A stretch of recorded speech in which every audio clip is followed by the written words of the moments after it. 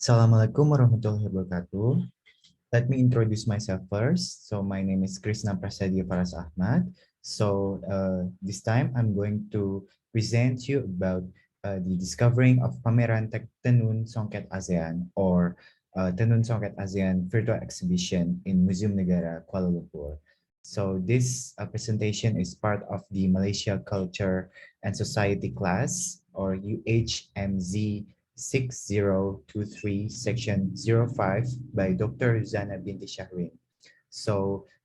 We are from group 3, which consists of Dalia Hamzah Musa Al-Mamuri, Alicia Maida Juanda, Fadila Utami, myself, Krishna Prasadya Paras Ahmad, and Wahyu Marta.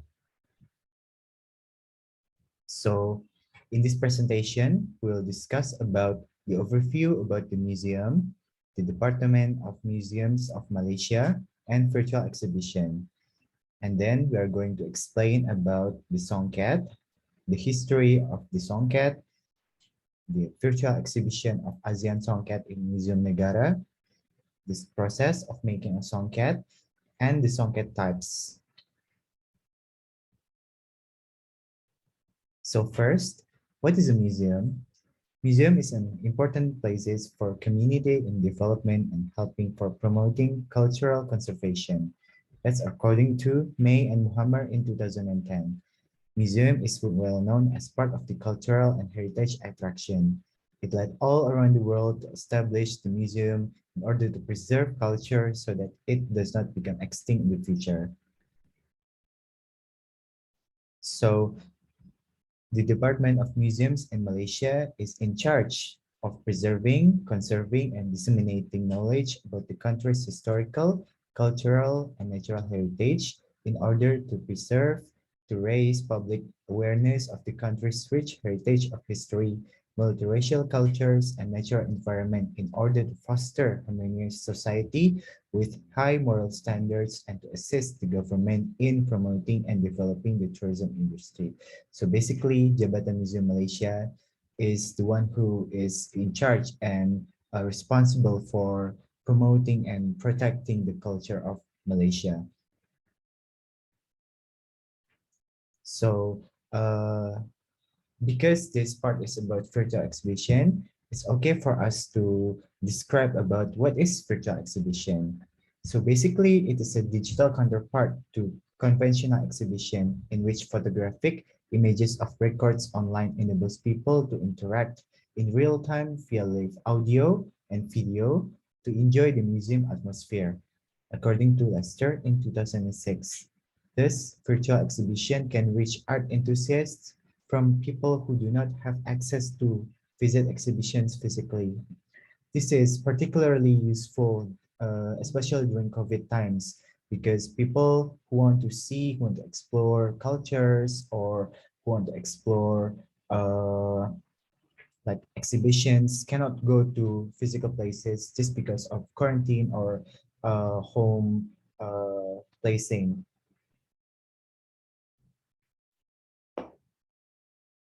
So we are going to describe about the main topic of the presentation, which is the Songket. So what is Songket? So Songket is a handmade silk or cotton with metal threads, sometimes made with real gold, which are formed to intricate patterns. Songket is created by weft technique, or in Malaysian known as menyongket, which is the uh, verb word for Songket. So Songket weaving is painstakingly laborious and tedious process that requires great deal of concentration from the weaver. The estimation to complete the piece of Songket itself is about 2 to 3 months, which is quite long. As a result, the person who created Songket fabric should be called a master craftsmanship or skills, good skills of the weaver. So Songket has a high historical value and as a quality heritage fabric. Ownership of the Songket clothes is considered capable of elevating the dignity of the person who wears it, with the motif and color of the loom as a symbol of one's worth and dignity.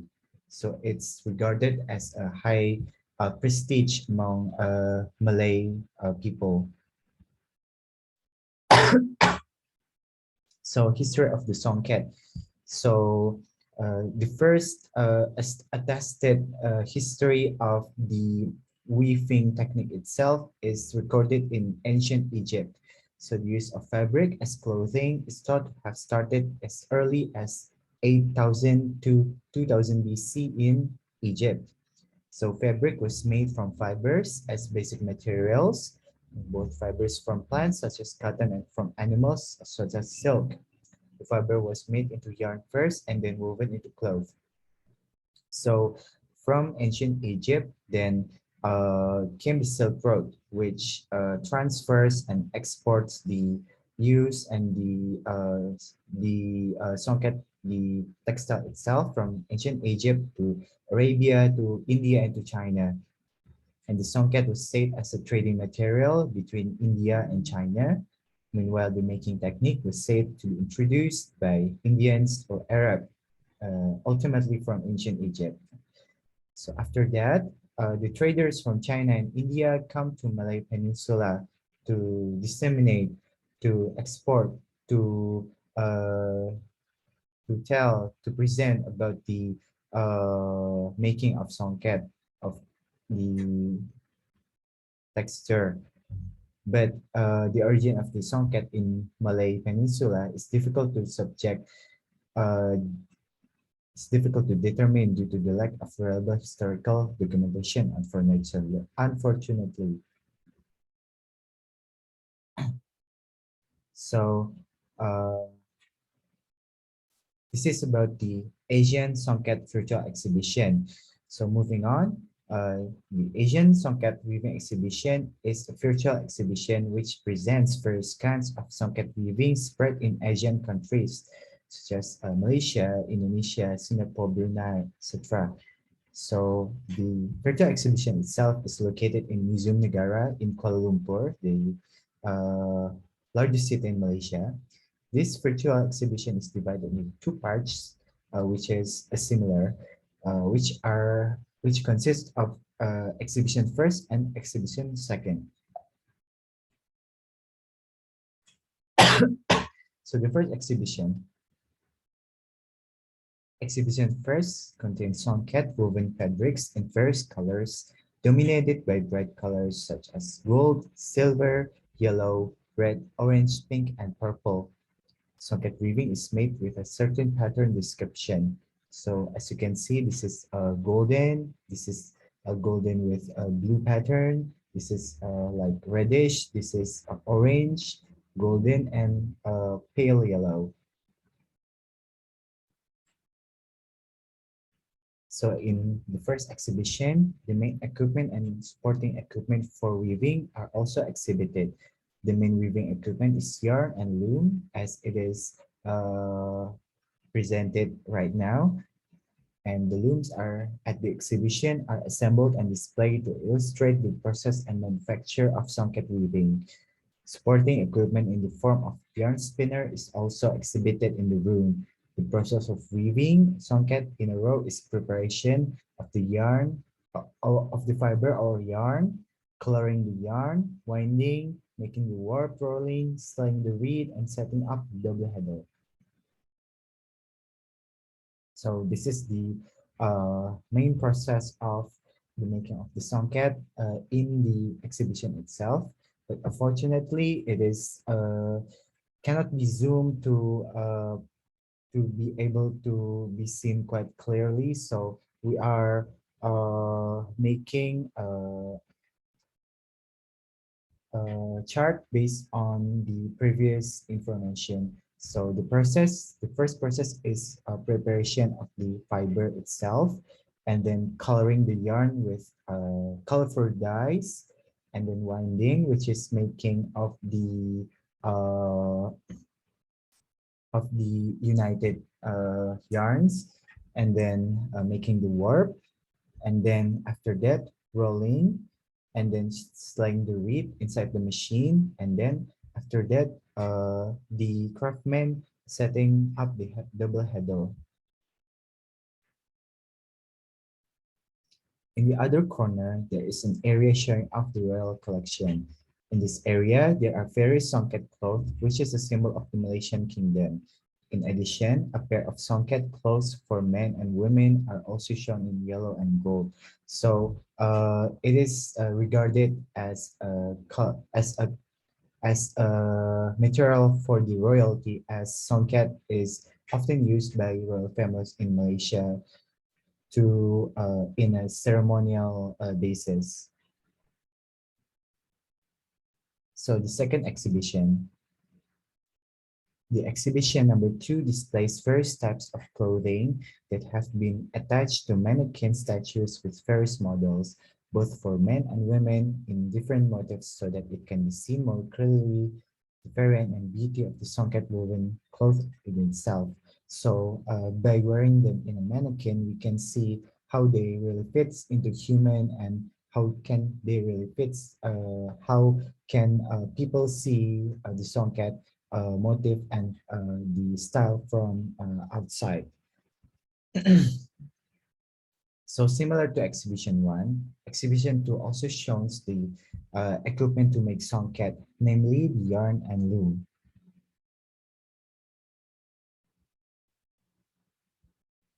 So in the next room, the whole songket woven cloth is displayed with the aim of showing every detail and pattern on each type of songket woven fabric. This belly songket is described as having a motif of dove and pucuk rebung. Pucuk rebung is this, so it looks like a bamboo shoot in a Malaysian language or Indonesian language.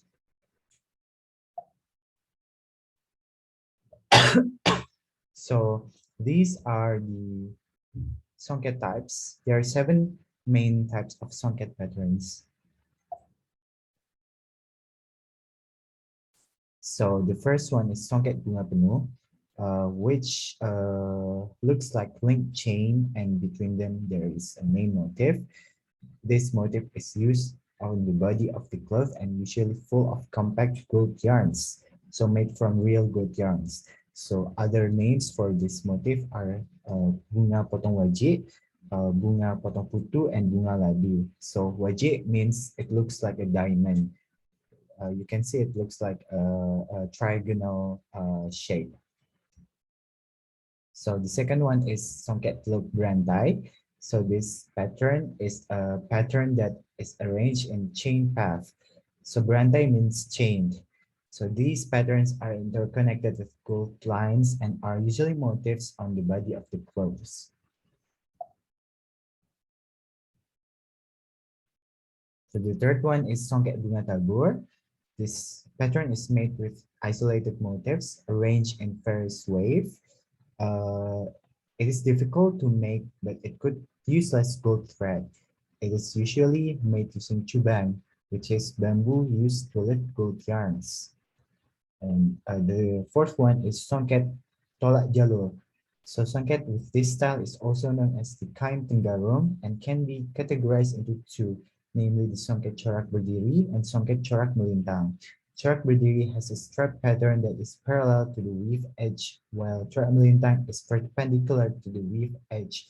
So contrary to the previous pattern, this one looks more triangular, no, looks more linear and rectangular. So, and then there is Songket Corak Siku Kluang. So this pattern refers to a V or chevron shape that is interconnected and repeated so that it resembles a zigzag pattern. So this pattern is usually found on the head of the cloth and usually as Songket Corak Penuh. And then there is Songket Tapak Catur. So chatur means chess or chessboard. So this Songket pattern is inspired by chessboard so that it looks and produces a checkerboard pattern that rectangular white and black pattern. There are several types of this pattern, namely corak ragi, petak catur, and corak bugis.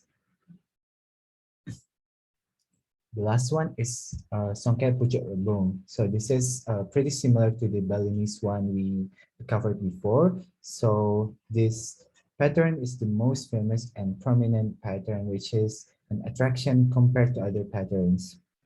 usually found in the head of the cloth. This type of patterns include lawi ayam berjuang, kendong, siku keluang, tujuh langit, and gigi buta. In conclusion, Songket is a high-quality heritage cloth with long history. Songket fabric is thought to be capable of boosting the dignity of the wearer by using the loom's motif and color as a sign of one's value and dignity. This photo exhibition reveals that a trade gathering took place in Malay land, Malay archipelago, with participants primarily from China and India, resulting in cultural fusion. Since time immemorial, the culture and society that developed have symbolized the Malay's land diversity. This has enriched the Malayaland's culture and society to this day. The photo exhibitions offer great ways to present this precious culture, especially during lockdown. So this is the references then that we use. And that's it. That's all the video presentations from us. Thank you for watching and have a good day.